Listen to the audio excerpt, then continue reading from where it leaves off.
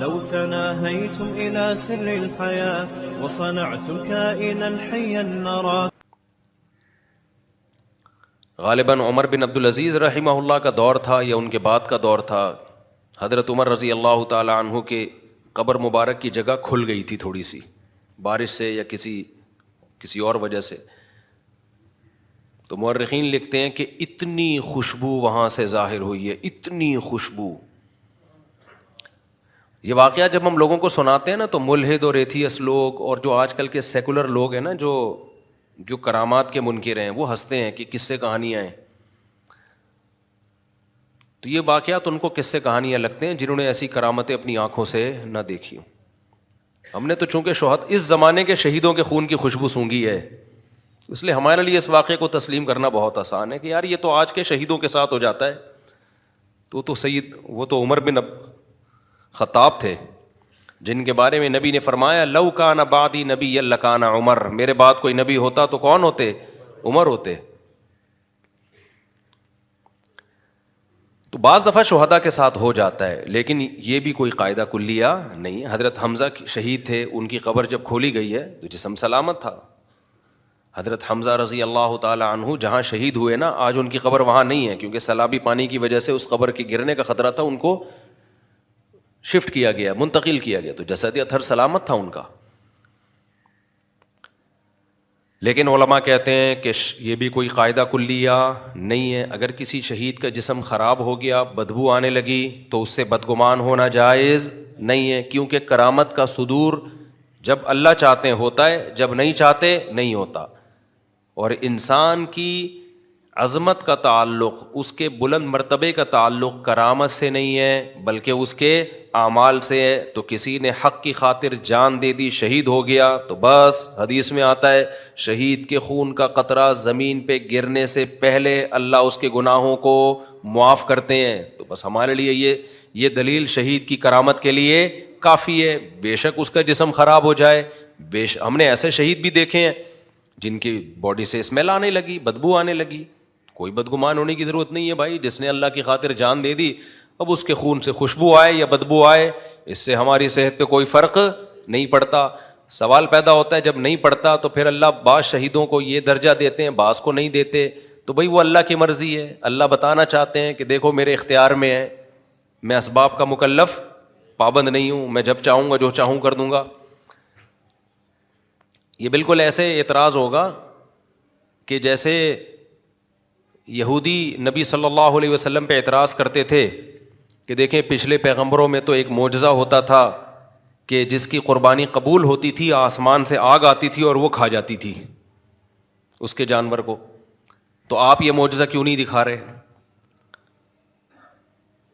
تو نبی نے کیا فرمایا, بھائی تمام پیغمبروں کے ساتھ ایسا نہیں ہوا, یہ کوئی قاعدہ تھوڑی ہے. نبی صلی اللہ علیہ وسلم کو اور معجزے دیے. اب کوئی عیسائی یہ دعویٰ کرے کہ عیسیٰ علیہ السلام تو مردوں کو زندہ کر دیا کرتے تھے, سید الانبیاء محمد صلی اللہ علیہ وسلم تو کیوں نہیں زندہ کر دیتے؟ تو ہم کیا جواب دیں گے؟ بھائی اللہ نے وہاں یہ معجزہ دکھایا, یہاں چاند کے 2 ٹکڑے کر دیے, تو وہ اللہ کی مرضی ہے.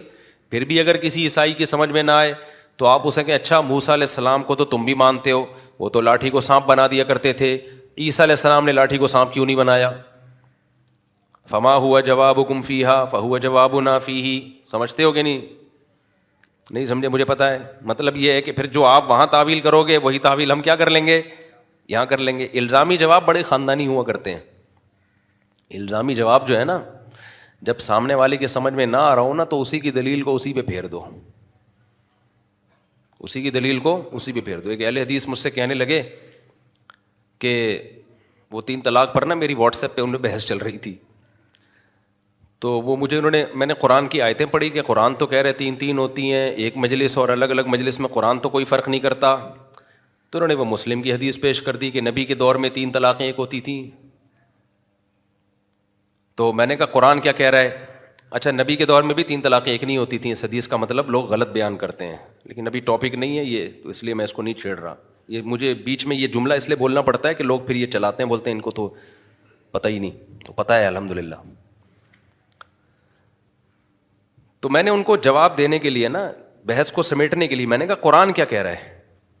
تو وہ فوراً کہنے لگے قرآن کا مطلب نبی سے اچھا کوئی سمجھ سکتا ہے؟ تو میں چاہتا تھا اس پہ آئیں وہ. میں نے کہا بہترین بات کی آپ نے, واقعی نبی سے اچھا کوئی نہیں سمجھ سکتا. تو پھر میں نے صحابہ کے فتویٰ دکھانے شروع کر دیے جو کہتے تھے اکٹھی 3 طلاقیں 3 ہوتی ہیں. وہ تو صحابہ سے تو یہی منقول ہے, اس کے خلاف نہیں منقول. تو کہنے لگے نبی کیا کہہ رہے ہیں, نبی کے دور میں کیا ہوتا ہے؟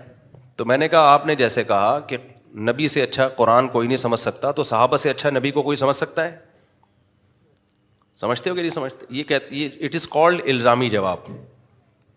اور تحقیقی جواب یہ ہوتا ہے کہ کسی حدیث میں ایسا نہیں ہے کہ نبی کے دور میں ایک مجلس کی 3 طلاقیں ایک سمجھی جاتی تھیں نبی کے حکم سے, یا نبی نے اس پر رضا کا اظہار کیا ہو, ایسا کہیں بھی نہیں ہے.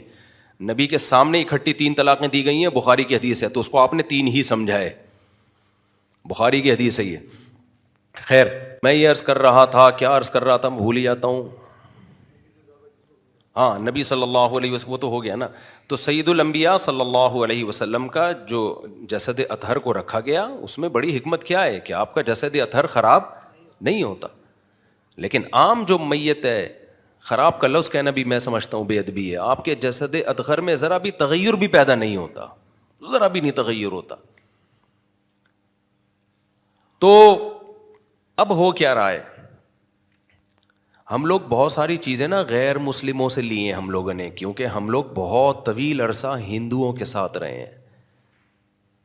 تو ہماری سوسائٹی میں کچھ چیزیں کہاں سے آ گئی ہیں؟ ہندوؤں سے آ گئی ہیں. جہیز آ گیا ہندوؤں سے, بارات آ گئی ہندوؤں سے, ایک بیوی والا سیٹ اپ کہاں سے آ گیا؟ ہندوؤں سے آ گیا. دیر سے شادی انگریزوں سے آ گئی. اپنا تو کچھ رہا نہیں نا, ہماری حکومتیں جو اسلامی حکومتیں ہوا کرتی تھیں وہ تو بڑھ گئیں, اور ہمارا جو اپنا ہمیں اسلامی ملک ملا اس میں بھی ہم نے اسلام کو نافذ نہیں کیا. اس میں بھی ملا جلا اسلام ہے. اس میں کون سا اسلام ہے کہ جب ہماری لبرل اور سیکولر حکومتوں کو کچھ کرنا ہوتا ہے نا غیر اسلامی کام, تو اس کو اسلام قبول کروا کے کروا دیتے ہیں. وہ کیا کروا دیتے ہیں؟ مشرف اسلام کر کے مارکیٹ میں, جیسے یہ عدالتی خلا کے خلاف آج کل میں بہت چیخ رہا ہوں نا, تو اس پہ بھی قرآن کی آیتوں کے لیبل لگا دیے انہوں نے. میں ایک جملہ یاد رکھو بس, یہ بس, اب میں زیادہ نہیں اس ٹاپک پہ بولوں گا. جج صرف اپنی بیوی کو طلاق دے سکتا ہے, دوسروں کی بیویوں کو نہیں دے سکتا, بس یہ یاد رکھو, یہ نعرہ لگایا کرو. اور آج کل کے جو چند اسکالر آ رہے ہیں نا جو کہہ رہے ہیں مشکات میں اتنی حدیثیں ہیں جس سے پتہ چلتا ہے عورت یک طرفہ خلا بھی لے سکتی ہے, ایک بھی حدیث نہیں ہے مشکات میں. ان سے کہیں وہ حدیث کا نمبر کے ساتھ ترجمہ کریں, پھر میں بتاؤں گا یہ ترجمے میں کہاں کہاں گڑبڑ ہو رہی ہے. تو وہ اسکالرس, چونکہ دیکھو جو شخص خود پڑھا لکھا نہ ہو نا, اس کو ہر منجن بیچنے والا پڑھا لکھا لگتا ہے. جو خود جن کے پاس علم ہوتا ہے تو ان کو پتہ چل جاتے. ہوا و حرص والا دل بدل دے, میرا غفلت میں ڈوبا دل بدل دے.